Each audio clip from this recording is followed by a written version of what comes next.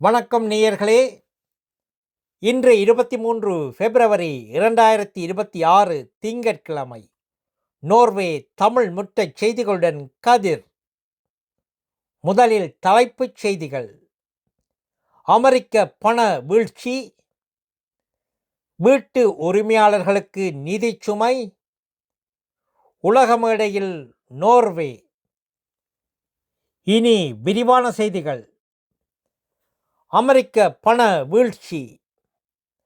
ஆயவரி மாற்றங்களால் ஏற்பட்ட குழப்பம் காரணமாக ஆசிய சந்தையில் அமெரிக்க வெள்ளியின் மதிப்பு 0.6 குறைந்துள்ளது.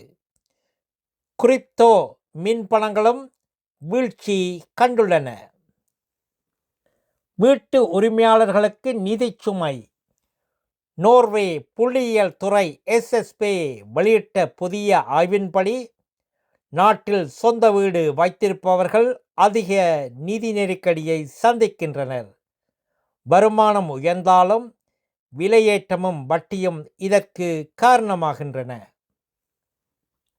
உலக மேடையில் நோர்வே.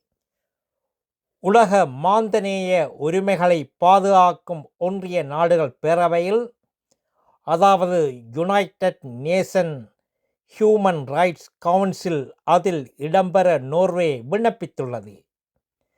பிப்ரவரி 24 ஜெனீவாவில் இது குறித்த முறைப்படியான அறிவிப்பு வெளியாகும்.